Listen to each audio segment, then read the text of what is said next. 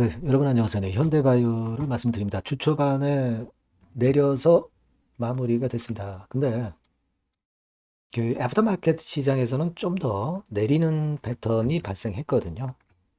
물론 이제 낙폭은 축소 과정에 있고요. 네, 그렇습니다만은 자, 지금 그 KRX 시장보다 애프터마켓 시장, 즉 NXT 시장에서 시세가 좀 더 내렸던 이유가 과연 뭐냐? 이거죠. 네, 그걸 보면 이제 공시 하나가 딱 나온 게 있죠. 폴리탁셀, 폴리탁셀 일상 임상시험 계획 자진 취하. 이 건의 재료가 나오고 이 영향인지 몰라도 낙폭이 좀 발생했던 상황입니다. 그럼 이것이 과연 원인이냐 아니면 뭐 무상증자 물량 건이냐 아니면 기타 다른 요인이냐 이걸 한번 알아봐야 될 것 같아요.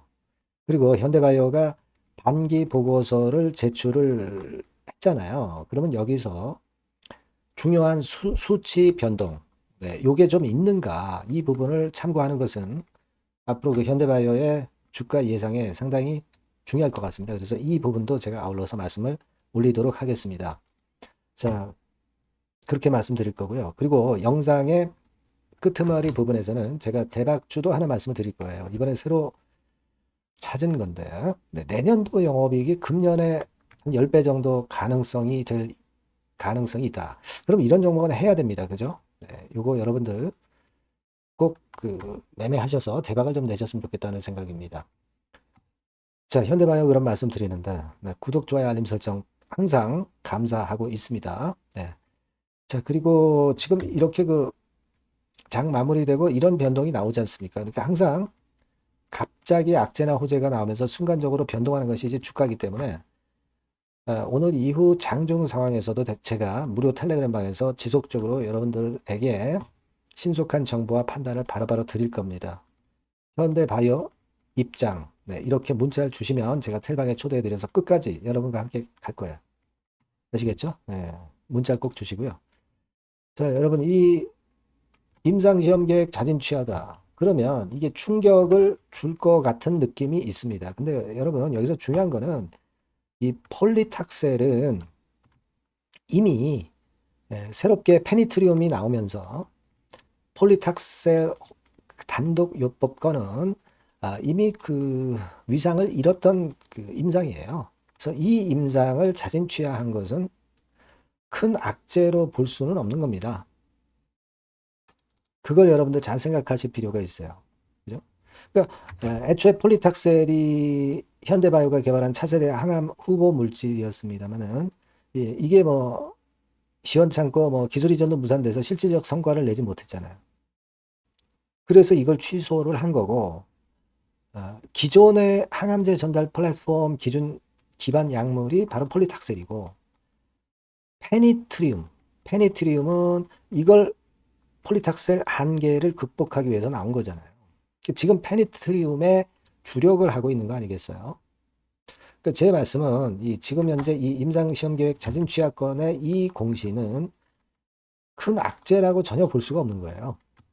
오히려 페니트리움 관련해 가지고 자회사인 현대 ADM 같은 경우는 지금 어떻습니까? 현대 ADM 같은 경우는 시세를 오히려 올리고 있어요. 자, 보시다시피. 그죠? 최근에 며칠 동안 올리고 있습니다. 근데 현대바이오는 내리고 있는 거. 이 부분은 권리락된 부분. 그래서 무상증자 물량이 8월 14일에 나왔잖아요. 그러다 보니까 그 영향을 좀 받고 있는 그런 부분으로 우리가 해석을 해야 되지 않겠나. 그런 생각이 듭니다. 수정 주가로 보면은 지금 현재 이런 상태죠. 그러니까 권리락 때 시세를 미리 권리락 이전에 올렸다가 권리락 때도 크게 올렸다가 이제 증자 물량 상장 때문에 좀 내리는 과정이 진행되는 그런 상황이라는 거죠. 근데 그 물량 상장은 8월 15일, 14일 날 상장이 되는 것이었고 그 전날과 전전날에도 물량이 좀 나왔을 거예요. 12일, 13일, 그리고 14일에 물량이 나왔을 거고 물론 이제 8월 18일에도 물량이 나왔겠죠. 그 영향이 좀 있는 거다. 이렇게 봐야 되지 않겠는가 그런 생각이 듭니다. 그러니까 지금 임상 자진 취하 한 건이 타격을 준다 이렇게 볼 수는 없습니다. 그거 좀 말씀을 좀 드리고 싶어요. 예. 그러니까 그렇게 보시면 될 것 같고요. 그리고 사실 여러분들이 그 수급을 보면 외인들이 많이 매도하고 뭐 그 정도 패턴이 나타났고요. 공매도는 예, 여전히 이제 좀 나오고 있고요. 특히 대차 같은 경우 보면은 지난 8월 14일 기준으로 대차가 한 419만 주가 하루 사이에 크게 늘었어요. 빨간 선입니다. 자, 그래서 이게 결국 이제 부담되지 않느냐 이렇게 생각할 수 있는데, 자, 이제 8월 18일 날 이 부분을 보면 현대바이오가 또 대차 잔고가 급감을 했어요. 32만 주. 45만 주 늘었다가 32만 주가 다시 줄어든 겁니다. 이게요, 어떤 공매도를 위해서 대차도 일으키지만 공매도 아닌 측면에서 파생상품권과 관련해서 그 필요에 의해서 대차가 늘어나기도 합니다. 대차가 크게 는 것은 좀 어려운 듯한 모습이었지만 다시 감소된 걸로 봐가지고는 이 대차 잔고 크게 늘어난 거를 우리가 크게 우려할 필요가 없겠다. 이런 생각은 하고 싶습니다. 네. 자, 그리고 우리가 현대바이오 실적이죠. 재무 상태표를 한번 보니까 증자건으로 해서 유동자산은 크게 늘어났죠. 392억으로 늘어났어요. 전년도에 68억 대비해서. 물론 현금성 자산도 많이 늘어나 있는 상태고요. 지금은 상당히 그 재무나 실적이 좋아진 거죠. 유동부채도 274억에서 46억으로 급감을 했잖아요. 예, 그죠? 그리고 자본총계 부분도 1144억으로 94억에서 엄청 늘어난 상황입니다. 증자 효과죠. 증자 효과. 지금 재무적인 부분은 아주 좋아졌고요. 물론 그 손익계산서를 보니까 영업손실이 48억 발생한 거, 이 부분은 전년도에 비해서는 좀 아쉬운 맛이 좀 있습니다. 단기 순이익도 순손실이 난 상태고 그게 좀 아쉽기는 하지만, 그러나 임상하는 업체가 지금 당장의 손실이 주가를 큰 폭으로 내리게 만들 요소라고 보지는 않아요. 임상권의 진행 상황이 더 중요한 거라고 봐야 되겠죠. 그렇게 보입니다. 그래서 반기 보고서를 쭉 봤는데 뭐 큰 하자는 지금 현재 없는 상태. 네, 그렇게 봐야 될 거라고 생각이 됩니다. 그리고 지금은 현대 ADM은 올라가는데 현대 바이오는 좀 내려가요. 최근에 조금은 그 같은 방향성을 갖고 가지는 않죠. 조금은 달라요. 그래서 제가 볼 때는 이제 무상증자 물량권이 역시 영향을 주고 있다라고는 봅니다만은, 자, 이 부분이 좀 해소가 됐으면 좋겠는데, 일단 지금은 아직 증자 물량 압박이 좀 있습니다. 이게 다 해소가 됐다고 보기는 힘들어요. 하지만 터닝 포인트도 만들 수 있을 거고, 요 포인트를 한번 제가 잘 찾아보도록 할 겁니다, 여러분. 아시겠죠? 네, 그래서 이거는 여러분들이 네, 요 전번으로 그 현대바이오라고 꼭 문자를 주신 분에 대해서 제가 신속한 정보 판단을 드리겠습니다. 무료 텔레그램 방 들어오셔도 좋아요. 네, 현대바이오 입장 이렇게 문자를 주시면 제가 텔방에 초대 드려서 끝까지 작은 도움이나마 지속적으로 드릴 겁니다. 그렇게 보완을 해 나가야 될 것 같습니다. 네. 자, 이렇게 말씀을 드리고요. 제가 여러분께 대박주를 말씀을 올린다고 그랬잖아요. 자, 지금 말씀드릴 테니까 꼭 놓치지 마시기 바랍니다. 네, 자, 대박주입니다. 네, 여러분들이 항상 원하시고 꿈꿔오고 계신 대박주, 네, 요거를 말씀을 드릴게요. 섹터는 역시 성장성이 있는 IT 쪽입니다. 네, 전기전자 쪽이고요. 가격대는 여러분들이 접근하시기 쉽죠? 7,000원 내지 13,000원대. 네, 그 정도입니다. 시총도 좀 가벼워요. 네, 2천억에서 한 5천억 수준. 네, 그렇게 보시면 되고요. 투자 기간은 이게 재료가 한 2, 3개월 정도 있다가 나올 정도 재료입니다. 그래서 미리 움직이는 거잖아요. 투자 기간은 한 1 내지 3개월 정도 보시는 게 좋겠고요. 네. 요거 먼저 그러면 제가 차트를 보여드리면, 자, 요게 주봉 차트입니다. 한번 시세를 분출했죠. 네, 근데 이거는 시동이에요, 시동. 시동을 걸었고 살짝 흔들고 여기서 다시 이제 치고 나가는 그런 패턴을 보일 겁니다. 그러니까 여러분들이 처음에 뜰 때는 잘 못 잡는 거예요. 눌러서 누르는 눌림목 조정에서 찬스가 나오는 겁니다. 왜냐하면 이제 확인 과정이 필요한 거예요. 그죠? 하지만 눌렸을 때 이때는 여러분들이 공략하실 수 있는 아주 적기라는 거죠. 그래서 지금 타이밍이 아주 좋다. 네, 이렇게 말씀드릴 수 있고요. 자, 월봉을 보면은, 월봉은 이런 식이죠. 그러니까 예전에 요 가격선을 완전히 뚫어내는 월봉이 나왔어요. 네. 대박의 조건이 되는 거죠. 슬쩍 눌림목 한 번 정도 주는 그런 정도 타임이니까 시기적으로 아주 적절하다. 이렇게 봐야 될 것이다. 이렇게 생각이 되고요. 자, 외인 기관 메이저 상황을 한번 좀 볼까요, 여러분? 외인 기관 메이저 상황은 먼저 우리가 수급부터 보는 거예요.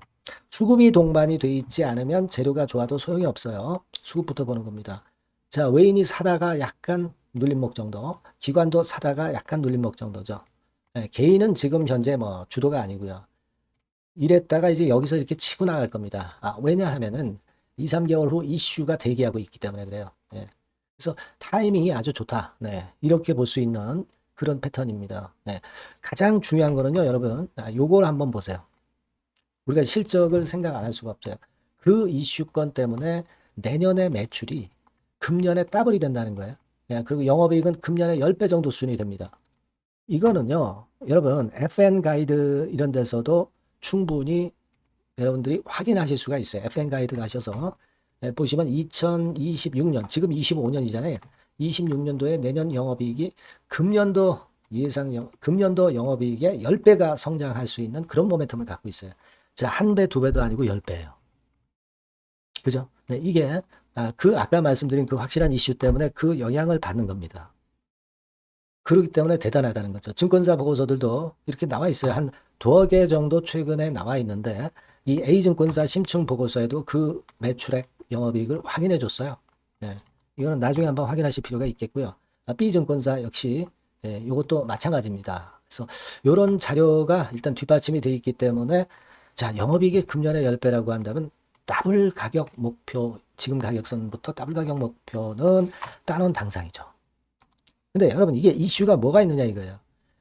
그러니까 이미 기존의 그 제품권을 가지고는 승부를 할 수 없고 그런 정도의 실적과 그런 정도의 주가 움직임이 나타날 수 없어요.